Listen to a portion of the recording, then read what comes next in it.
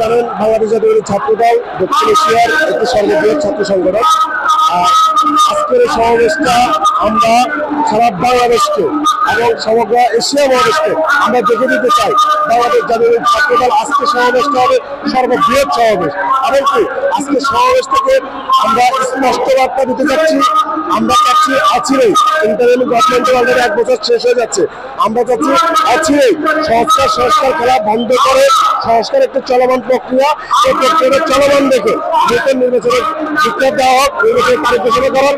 আপনারা জানেন বাংলাদেশ জাতীয় ছাত্রদল সবসময় আপনার গতানুগতিশীল এবং অন্যান্য সংগঠনের তুলনায় একটু ডিফারেন্ট রাজনীতি করতে চাচ্ছে। আপনারা দেখতে পাচ্ছেন আমরা যখন এই সমাবেশটা ঘোষণা করেছিলাম আমরা শহীদ মিনারে করবো, কিন্তু আমাদের ভাতৃত্বের একটি সংগঠন এনসিপি যেহেতু তারা এখনো কিন্তু কোনো নিবেদন পায় নাই, তারপরে একটা জিনিস দেখেন বাংলাদেশ জাতীয় ছাত্রদল কতটুকু উদার, তাদেরকে অলরেডি তাদেরকে শহীদ মিনারে ছেড়ে নিয়েছি।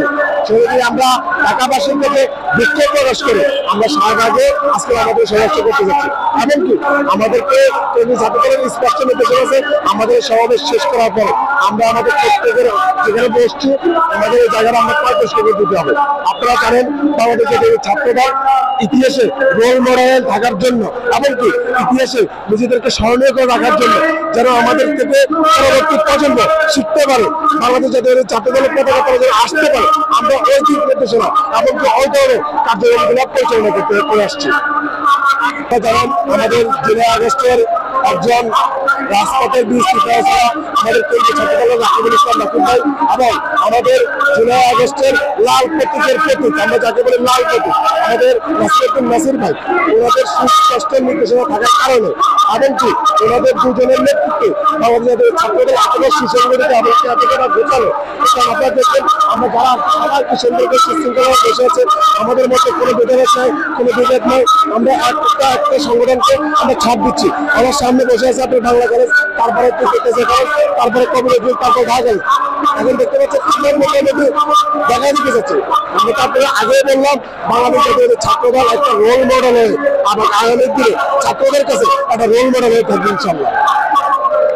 আপনারা জানেন বাংলাদেশ জাতীয় ছাত্রদল সবসময় দেশ জনগণ এবং জাতির ক্রান্তি লাগবে, সবসময় জাতিকে যে কোনো সময় বিপদে পড়তেছিল তখনই বাংলাদেশ জাতীয় ছাত্রদল এসে পাশে উঠে হয়ে দাঁড়িয়েছিল। আর আমরা তার কারণে আজকের আমাদের সমাবেশটা আমাদের এখানে সাংগঠনিক অনুদান তারেক রহমান সুস্পষ্ট বক্তব্য দেওয়া হবে এবং ওনার নির্দেশনা দেওয়া থাকবে। এমনকি তার জন্য আমাদের সমাবেশের লোকারণ্য হয়ে গেছে। আপনারা যেমন আমাদের চারোপাশ ছাত্র জনতা দিয়ে জায়গাটা বন্ধ হয়ে আছে, তার জন্য আমরা আগামী কালকে একদিন আগে আমরা ঢাকাবাসীকে বলে দিয়েছি আজকে আমরা এই জায়গাগুলো ব্লক করে দেওয়া থাকবে এবং এই জায়গাগুলো যারা এড়িয়ে চলবে। দেখেন আগের কোনো সংগঠন কোনো সময় এরকম কোনো সংগঠনের জন্য বিক্ষোভ প্রকাশ করে কথা কোনো একটা বিবৃতির জন্য দেয় না, আমাদের ছাত্রগণ মেঘের সৃষ্টি করতেছে। আমরা বলতে চাচ্ছি আমাদেরকে অনুসরণ করবে, আমাদেরকে অনুকরণ করবে প্রত্যেকটা সংগঠন। আমি ছাত্রদলের আহ্বায়ক, আমার নাম মুর্শিদ আলম তরুণ।